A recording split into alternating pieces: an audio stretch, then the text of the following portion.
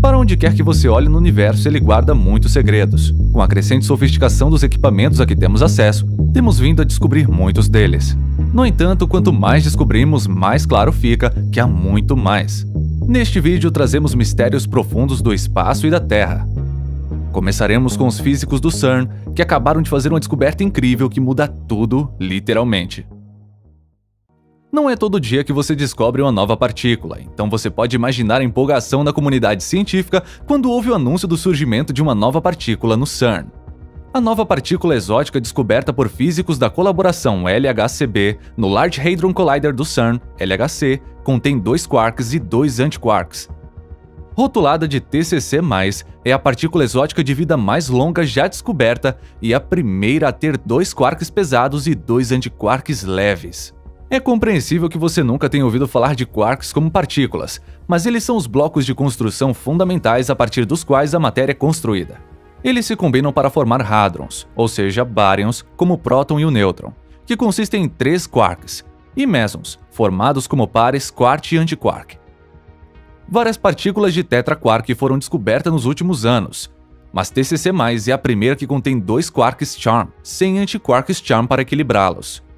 Os físicos chamam isso de encanto aberto, neste caso, encanto aberto duplo.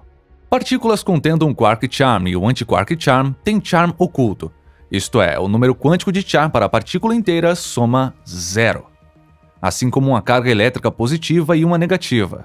Mas aqui o número quântico do encanto soma 2, que tem o dobro do encanto.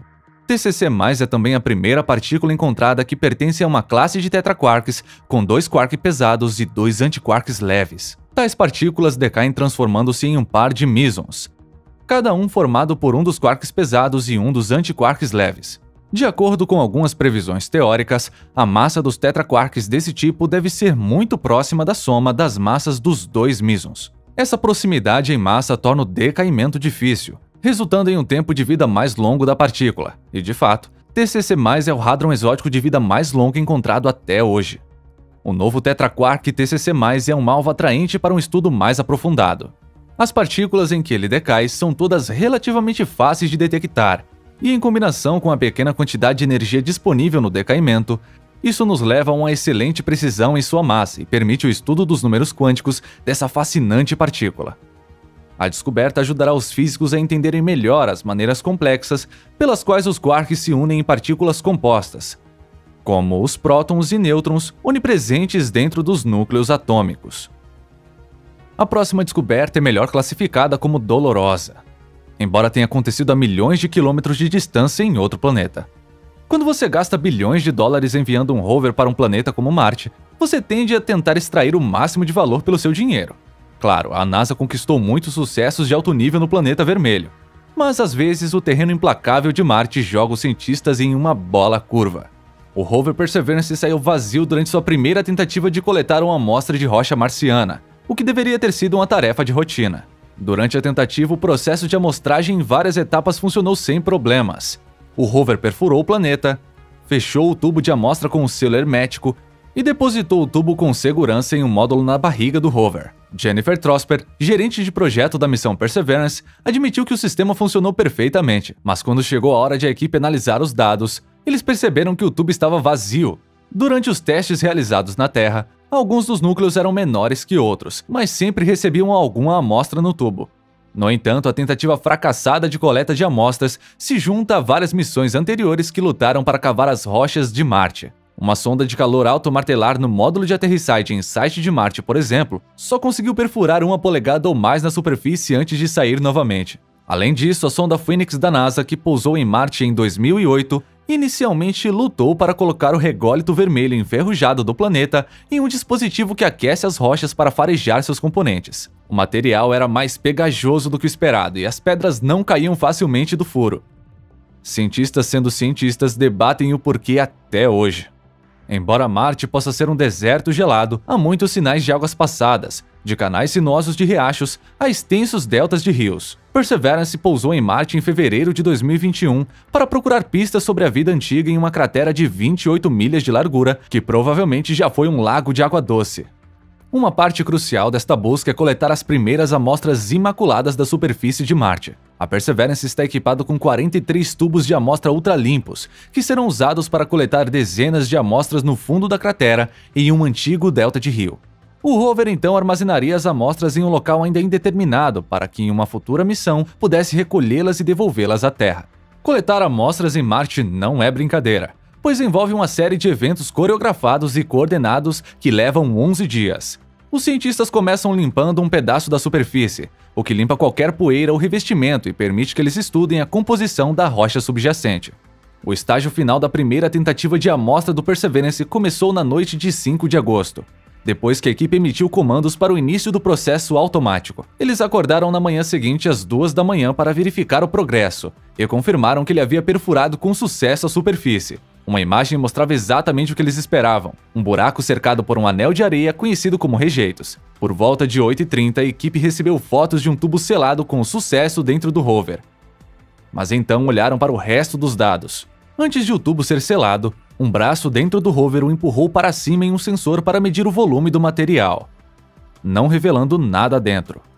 A equipe então baixou imagens olhando para dentro do tubo para confirmar que estava vazio. Nos 2 dias seguintes, a equipe começou a descobrir o que deu errado. Instantâneos mostraram uma pilha suspeita de poeira no fundo.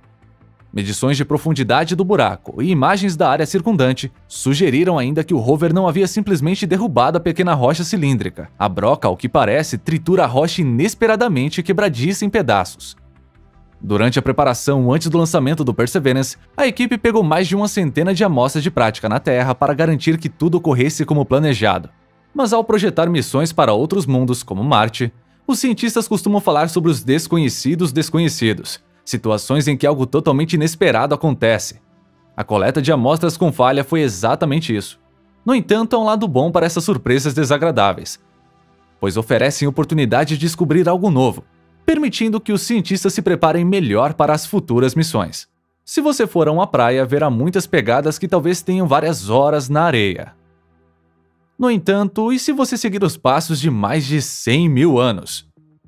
Um conjunto de 7 pegadas feitas em um lago cerca de 120 mil anos atrás ganhou aclamação como a evidência mais antiga de humanos modernos na Península Arábica. Especialistas dizem que essa descoberta pode lançar luz sobre nossa espécie fora da África. O caminho pelo qual o Homo sapiens se espalhou pelo mundo foi cheio de reviravoltas. Estudos genéticos sugeriram que não foi até 60 mil anos atrás que a migração de humanos modernos para fora da África levou a uma disseminação bem-sucedida pela Europa. No entanto, foi sugerido que um crânio incompleto encontrado na Grécia, com mais de 200 mil anos, é da nossa espécie, enquanto um maxilar de Homo sapiens de 180 mil anos foi descoberto anteriormente em Israel. Enquanto isso, os cientistas já haviam descoberto um osso de dedo de 88 mil anos na Arábia, apontando para várias ondas iniciais da África. Essa descoberta fez os especialistas concluírem que o Homo sapiens partiu para o leste, além de Israel, muito antes do que se pensava. Agora, a descoberta das 7 pegadas na parte norte da Península Arábica, na moderna Arábia Saudita, empurra essa exploração para o leste ainda mais para trás no tempo. O professor Michael Petraglia, do Instituto Max Planck para a Ciência da História Humana, disse que a descoberta é uma história sobre a expansão do Homo sapiens no coração da Arábia em uma data inicial, e não uma história de migrações costeiras. Explicando as condições em que as pegadas foram deixadas, Richard Clark Wilson, pesquisador da Royal Holloway, Universidade de Londres, disse que a área não seria hiperárida. Em vez disso, teria sido uma savana gramada com corpos d'água, oferecendo oportunidades para a migração humana. Isso ocorre porque os movimentos humanos e animais tendem a estar ligados à disponibilidade de água doce. A maior das pegadas parecia ser de um elefante maior do que qualquer um que anda pela paisagem de hoje. Mas um olhar mais atento revelou as pontas alongadas de camelos e talvez traços tênues de búfalos gigantes e parentes de cavalos antigos. Os rastros foram identificados durante uma pesquisa no antigo Lago Alahar, e os cientistas analisaram o sistema em uma bateria de testes. Um estudo de algas antigas sugere que já foi preenchido com água doce. No entanto, as águas provavelmente estavam secando, sugerindo que os rastreadores visitaram quando a estação estava quente, talvez perseguindo o recurso cada vez menor ao redor da região. 4 das 7 trilhas de hominídeos se agrupam em uma rota ao sul, perto da beira do lago, todas provavelmente deixadas por 2 ou 3 indivíduos. Tanto os animais quanto os humanos pareciam se mover sem direção proposital, se reunindo ao redor das margens do lago. Com base em experimentos modernos, todas as pegadas provavelmente foram deixadas em horas ou dias. Enquanto as pessoas que caminham à beira do lago deixaram sua marca na história, seu destino permanece desconhecido. Mas Matthew Stewart, do Instituto Max Planck de Ecologia Química, outro membro da equipe de pesquisa, disse que parece que as pessoas se dispersaram repetidamente na Arábia durante períodos mais úmidos, quando pastagens, lagos e rios expansivos caracterizavam a região.